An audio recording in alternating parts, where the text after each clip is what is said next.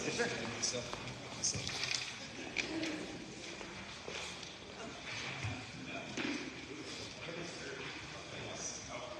What would be nice, actually? Yeah, thank you.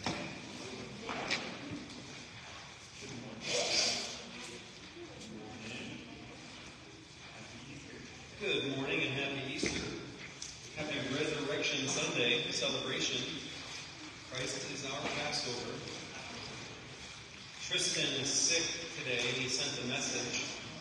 He sends greetings, wishing he could be here, and then he said, Happy Easter, and then he said, actually, or rather should I say, Happy Passover.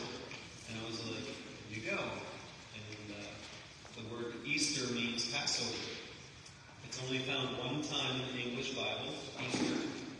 The other 20 plus times, it's Passover. Delivered out of the bondage of Egypt and brought out to be brought into the land of Canaan. And you were to remember every year being delivered from Egypt, from the bondage of slavery, and being set free to go to Canaan. That's why they had Passover every year. And it was a 54-day celebration, actually, from the week of Passover to Pentecost. Would be over 54 days that they would be celebrating, remembering this journey from Egypt going towards Canaan land. And those first 54 days are on the way to Sinai, where they would receive the 10 Commandments. Do you see how little we know about Passover? Our society, our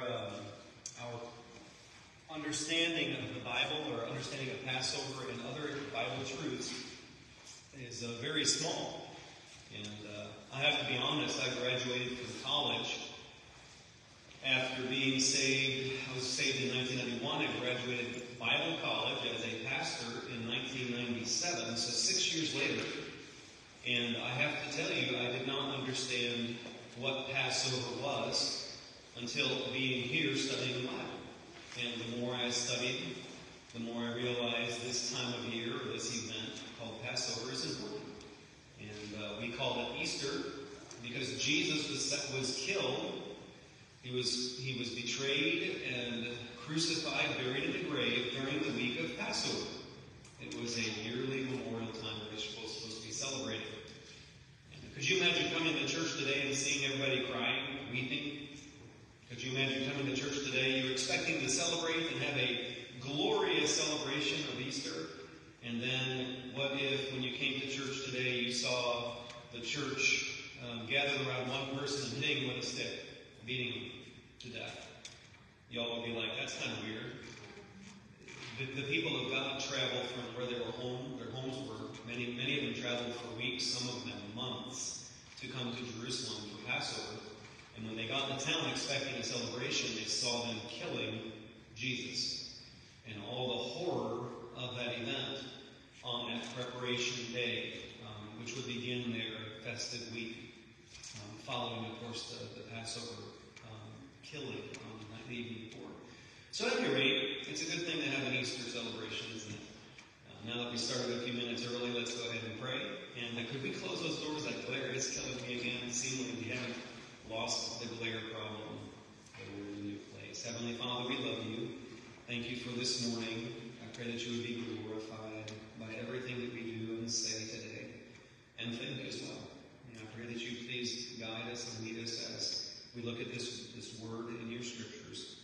And we'll thank you for it in Jesus' name we pray. Amen. The word of the day is not Passover.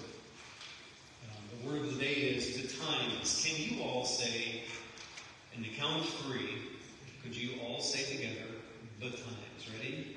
1, 2, 3. The times. Wow, the times.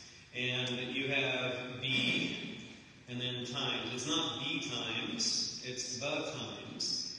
And the word the times is not a word that you're going to find in the New Testament. The word is exclusively used in the Old Testament. If you'll see on the paper I gave you, there's a box on the right-hand side at the bottom. And the word in Hebrew is shakar. Can you all say shakar? Okay, so shakar is the word in Hebrew from which our translators would they would use the specific word betimes. I think I counted 7 times. But then you're going to see a different synonym, early. Say early. And so betimes and in English. Now we don't, I don't think use the word betimes. I'm talking about English speaking as a mother tongue. I did not use it except in Bible teaching. Jansen, did you ever use the word betimes just as a communication with people? Not unless I was trying to be funny. Yeah, exactly. So we don't use that word. We say today early or while you still have a chance. That's what it really means. Not necessarily early like in a time frame of what time of day it is, but while you still have a chance. You can read in the box the definitions of to dawn. So the greatest amount of work you can get done, in my experience, is before anybody else is around to bother you. And that time frame is usually early in the day. So to dawn means when the dawning comes, when the sun is rising, and usually right before that is called betimes. That moment where you have little going on in your world, at least you should. Any task, it says here, to search with painstaking. To search with painstaking. That's a really important definition. You see it in that box? To search with painstaking.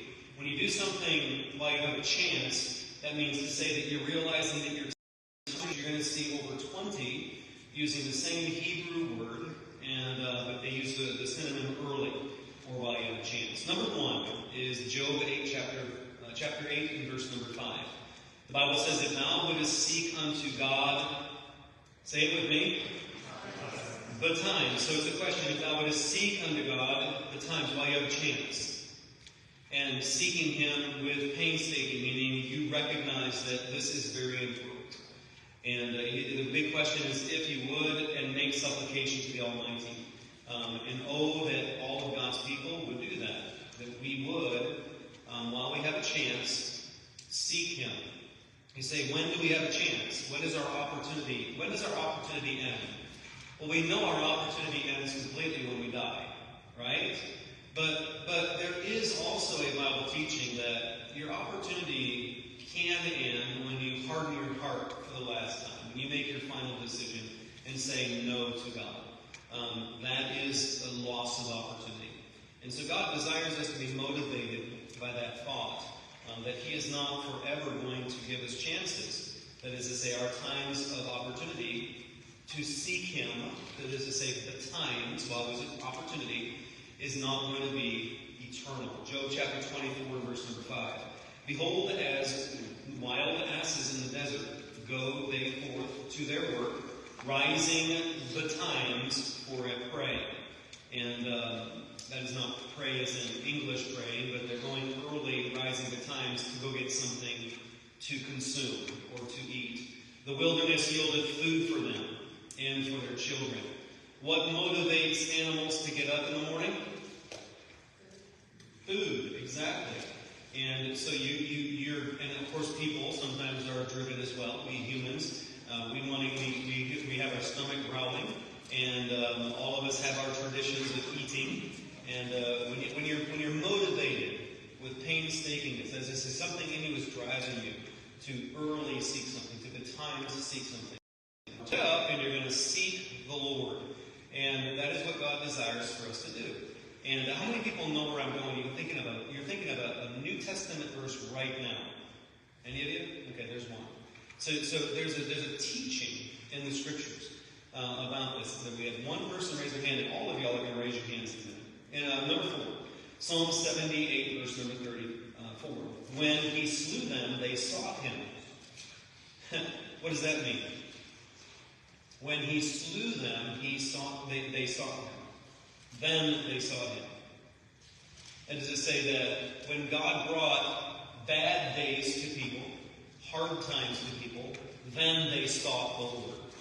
And sometimes we creatures are not motivated to see the importance of seeking God until God gives us cancer, or until God gives us a broken leg, or a broken back, or a loss of a job, or a loss of a car, or a loss of a loved one. We sometimes don't see the importance of how desperately we need the Lord, how desperate the hour is, And so God says in verse number 4, when he slew them, then they sought him. And they returned and inquired what? Early, that is betimes. And with painstakingness, then they took seriously. So this verse could be rewritten if you were going to rewrite it in a different way. You would say, when bad times came to them, then they saw the importance of seeking God. All of a sudden, their prayer request was, pray for me. Pray for me. Instead of the previous, before hard times came, no prayer requests, no passion, no desire, you just kind of cruise along. And then all of a sudden, you break both your legs. Please pray for me, and my legs will heal. See, when God brings trouble, sometimes that's only the time when we're motivated to do it. So don't wait until you have 2 broken legs to seek the Lord. Number 5, Proverbs 1:27. The Bible says, when your fear cometh as desolation, and your destruction cometh as a whirlwind, when distress and anguish cometh upon you. Verse 28, then shall they call upon me, but I will not answer. You see, your opportunity could end in this life. Death is the final opportunity. But God says to certain of his children, he says, listen, I have called and you did not answer.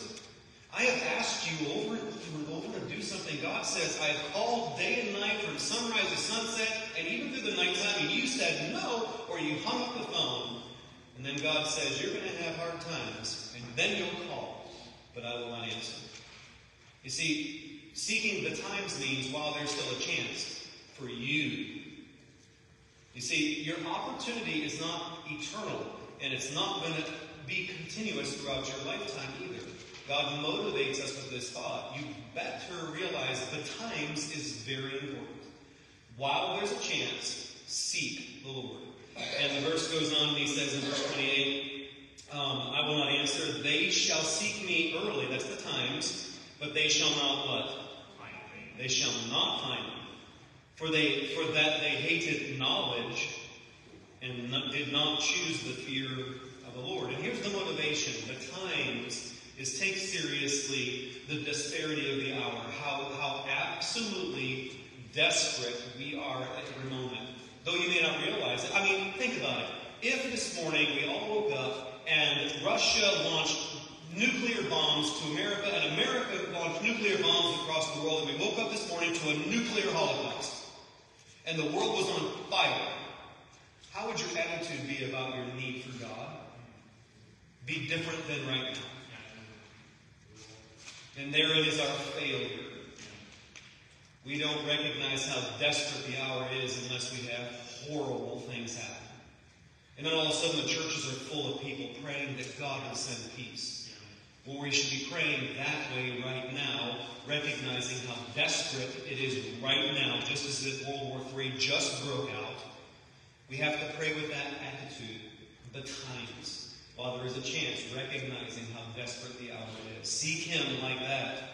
And verse number 6, Proverbs chapter 7, verse number 15. Therefore came I forth to meet thee, diligently to seek, that's betimes. So 3 synonyms already. We have betimes, which is in itself, while there's a chance, early. And the synonym is number 2, is going to be early. Say early.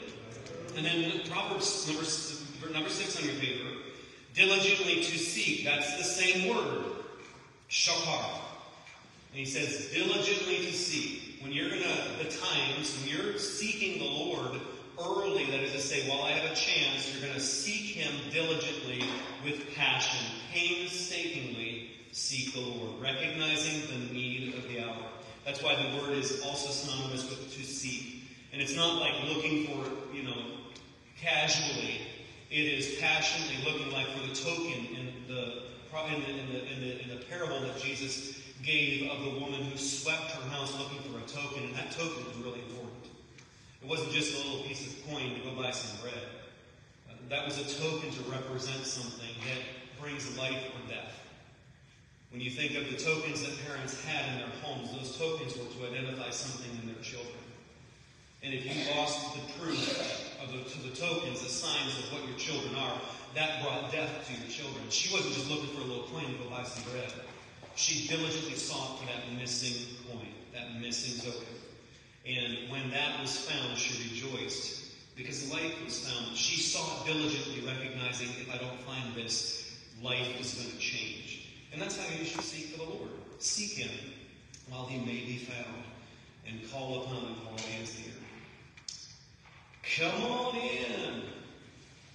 Number 7. Proverbs chapter 8, verse number 17.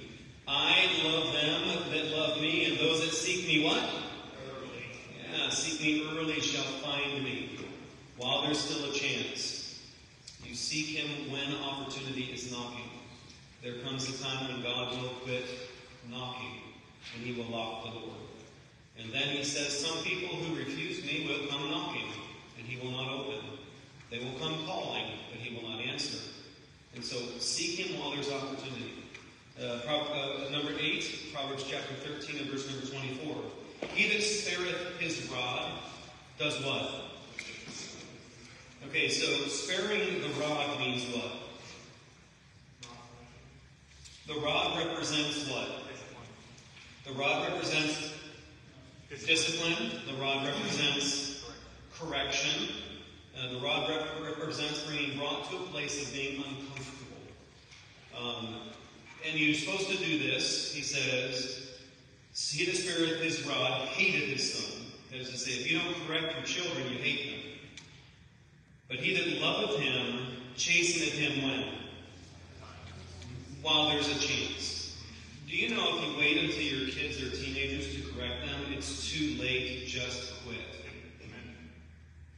As a matter of fact, the greatest correction should be done from the womb until they're 5 years old, before they even understand words. That is the greatest time to bring a correction, an attitude into the child's heart to respect the one who's talking and to submit to the one who gives you directions. If you don't have it settled before the child is 3 to 5 years old, you've lost the child. The opportunity is gone. You can't wait till later to start. The earlier you start, the better. And the best way for you to avoid the terrible twos is to have the good from birth till two. We had a lot of parents talk to us about the terrible two time, and thank God, I don't ever remember that time called terrible twos or horrible teenage years. I don't recall that time. My children, I think if you emphasize at the very beginning, establish who is the authority, and program their minds to recognize the fact that when you speak, you mean what you say, and there's uncomfortableness that comes if you don't obey. And the times is actually not a time frame, but it's actually while there's a chance, because you're going to lose that opportunity. Don't wait till they understand words to correct them. Correct them when they don't understand words. Start programming that brain to say, listen.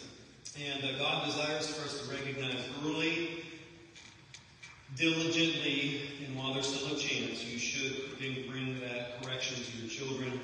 And that's why this world is in such a horrible place, is because we have adults that were never taught to obey, to respect authority, to listen to the voice of one speaking, and they haven't been brought up like that. And so we have an entire generation of people who just don't listen to anything. They laugh in the face of somebody who tells them what to do.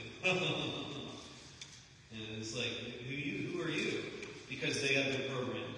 And then there's no hope. There's no chance to help people in that situation. Number 9, Isaiah 26 and verse number 9, the Bible says, "With my soul have I desired thee in the night. Yea, with my spirit within me will I seek thee" what? Early. Will I seek thee early, while there's still a chance.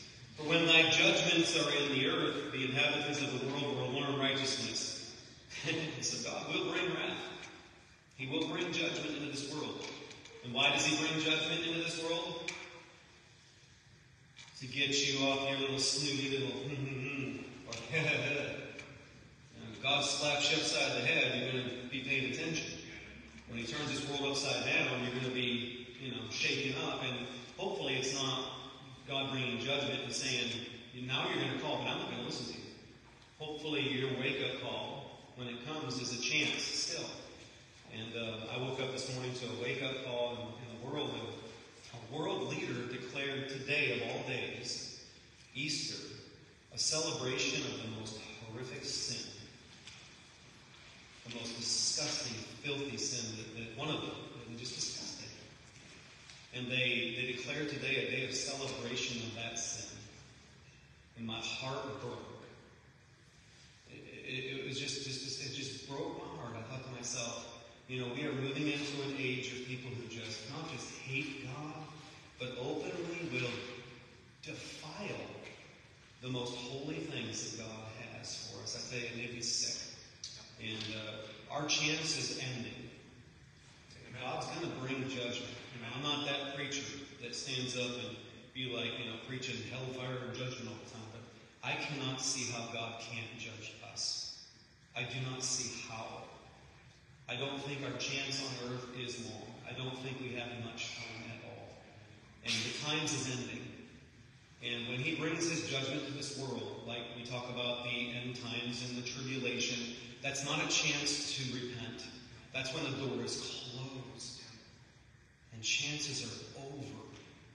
And so take heed to this, the times work. While there's still a chance, we really need to be getting serious about God. Number 10, Hosea chapter 5, verse number 15. I will go and return to my place. God is saying this. I will go and return to my place till they acknowledge their offenses and seek my face.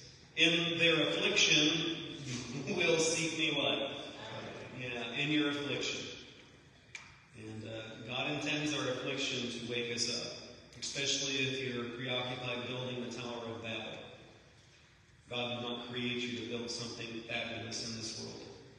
He created you to glorify Him in this world. And if you get distracted with building something big that's only going to last in this world, He's going to give you a confounding experience. He won't change the languages of the people again, but He's going to confound you if you are His child, wasting your time only seeking the things of this world. Number 11. So these are my reviews, and we're done. Almost done, that is. The times. Say the times. Okay, and then say early. And then I put in there a definition of while there is still a chance. So when you hear the word the times, think of, I'm going to do something while I still have a chance to do it. I'm not going to lose this opportunity. I'm going to grab onto it, and I'm going to do something while there's still a chance to do it. And then number 12, the times is again early. Say early. And then it's the time frame before sunset, in earnest. And remember Abraham and Isaac. Do you know why I'm mentioning Abraham and Isaac as far as early? Do you remember Abraham was 75 when God said you're going to have a baby? He was 100 years old when that baby was born. 25 years later. You know what God asked him to do before that child was 15 years old? Offer your child a sacrifice. Kill your child. And the next morning, when did Abraham get up? Yeah. You see, he was anticipating. Now, the Bible reveals that that Abraham knew that Isaac was not going to die. And even if he did die, God was going to bring him back from the dead. That's what's revealed in the book of Hebrews. That Abraham was of such faith that he knew. God said that this child is going to live and become a nation. So whatever Abraham does, it's not going to be permanent. God is going to bring life out of this child, out of a nation out of this child, and a Savior of the world out of this child. This is going to be an important change in the world. But Abraham, given that information, the next morning he woke up, the Bible says, early. And that's how excited you should be about doing God's will. That you would set your alarm clock and say, God says to do something, I'm going to rise early and do it. And number 13, number 13, the times, say seek. And that's another synonym. Seek, knowing an opportunity will not knock forever. God is giving you a chance. He's knocking. That's an opportunity. That chance is there. Seek Him betimes while you still have the door open. While the door is open, He's only knocking on it to show you, hey, there's an open door right here. Go through it. He's knocking on the door to get your attention. Go to Jesus. He's the door. He's the opportunity. Live for Him. He wants you to know He's knocking because He's going to close that door. And then you're going to start knocking, saying, God, open up. And He's going to say, I shut it. It was open. I tried to get your attention. Your opportunity is done. And that's the parable of the wise virgins and the foolish ones, where they had candles, and then the Lord came. And then the others came after that. And they said, Lord, why won't you let us in? And the door is shut. God warns us of this. Your opportunities in life are so precious. Don't let them pass by you. Can I give you a little thought? Some, and Jansen knows this because, leadership is not, in the normal world, is not like other realms, like if you're serving with people who have to actually listen to their elders or their authorities. But when you think about this, some leaders are bad leaders because they make bad decisions. Say bad decisions. Bad decisions. But some leaders are just bad leaders because they make no decisions. Did you know that? Doing nothing is way worse. The fear of not making, the fear that causes you not to make a decision and step out is way worse than a bad decision. I'd rather see somebody try their best, going in a direction they believe is right, and help them fall, trying to do something, than to sit around chewing your fingernails, worried about whatever and doing nothing. Do something. Step out. Be courageous. Bad leaders are not just those that make bad decisions. Bad leaders are those that make no decisions. And you have to make some choices in life. Make some decisions. While there's a chance, God's giving you chances to make decisions. Step out in the 11th hour. You say, I'm not sure. Step out. Do something. Don't sit around and do nothing. Isaiah 55, verse number 6, the Bible says, seek ye the Lord while he may be what? And he's not lying. And he's not saying, seek ye the Lord before you die. You slam the door in Jesus' face enough, he's going to shut the door and lock it. You don't answer his calls. You block his call enough, he's going to block your call. And make sure you listen when there's a chance. The times. Revelation chapter 3 and verse number 8. I know thy works, Jesus says. Behold, I have set before thee an open door, and no man can shut it. By the way, no man can shut it. Though you may slam it in his face. Shutting means closing so it can't be opened again. Just like with Noah, God shut the ark. That is a say shut the door. God shut the door of the ark. No man can do that. God is the one that shuts you in. And God is the one who shuts you out. The times motivate you. The door's closing. The flood is coming. Your last chance is on the brink, right there at the next dawn. Make sure you recognize the importance of the hour and take seriously what God is saying. No man can shut it, but Jesus can, the Master can. Luke chapter 13 and verse number 24. Jesus said, strive to enter in at the gate, for many, I say unto you, will seek to enter in and shall not be able. When once the master of the house has risen up and hath what? Hath shut the door. That's after the times. Time's up. You see, the opposite of the times, right when the times end, when the chance ends, time's up. Say time's up. And no matter how desperately you want to go back in time and fix it, I give you the story, I give you the account of selling of the birthright with Enoch.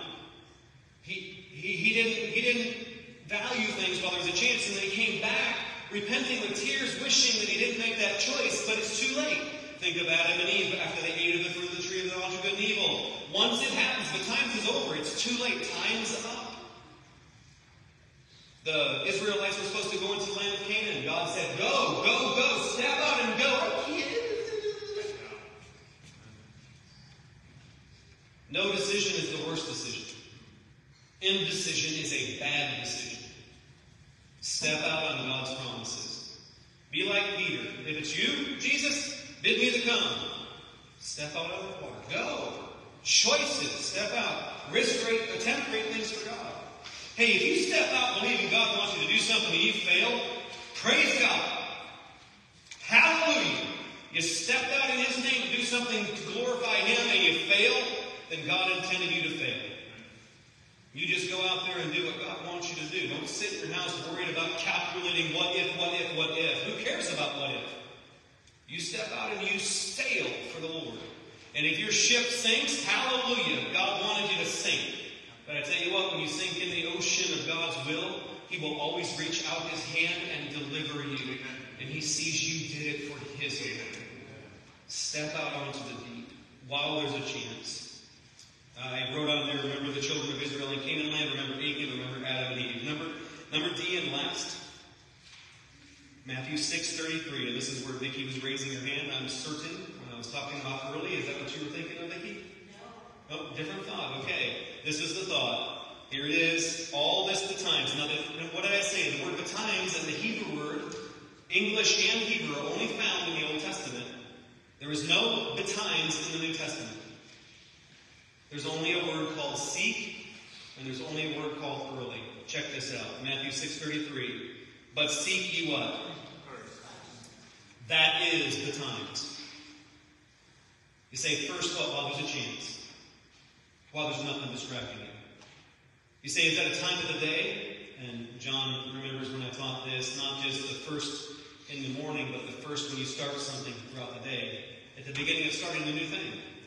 You get up, start seeking the Lord. You go to work, put Him first in that. You put Him first. You go to the gym, seek Him before you pull muscles. Just kidding. And here you seek Him, put Him first. Put Him first. In everything. But here we see a different thought after looking at the word betimes. Seek ye first the kingdom of God means you diligently pursue Him, understanding the disparity of your hour, recognizing the importance of it. And you say, God's given me a chance. I'm going to pursue Him. Wow, I have opportunity. Seek ye first the kingdom of God and His righteousness, and all these things shall be added unto you. Having your priorities set in the right place will help you get everything else that God wants for you. You can seek everything else that you need in life and never pursue God. And you can even attain the whole world, but lose your own soul. And what profit is that? Well, to be comfortable in this world, but you're not going to be so comfortable. In reference to God. So think about that. The times. You like the word? Say, isn't that a great Easter story? Yeah. When did the ladies come and find the tomb empty? Early. Some passages have when the sun was rising, some have before the sun was. It's getting that dawn, that break of dawn, before the daytime began. They found the tomb empty. Isn't that cool? So they sought Him early, and they found Him not. And that's the only time you see a positive spin on seeking God but not finding Him. Y'all didn't hear me, did you? Yeah. That's the only time where it's a positive thing when you sought the Lord and you didn't find Him. They sought Him early. They didn't find Him because He wasn't dead. He rose again from the dead. He rose just as He said. And that was a good thing that Mary and Martha did not find Jesus on that morning. So when He says, ye shall seek me and not find me, He's not talking about that, but it sure does reflect to it. They sought Him early, and thank God the tomb's empty. Amen? Heavenly Father, we love You. Thank You so much for that early thought. As this spoke into my life, and as You encouraged me, so much with this, and challenged me with this thought. Help us, God, to be courageous. Help us to step out and do Your will.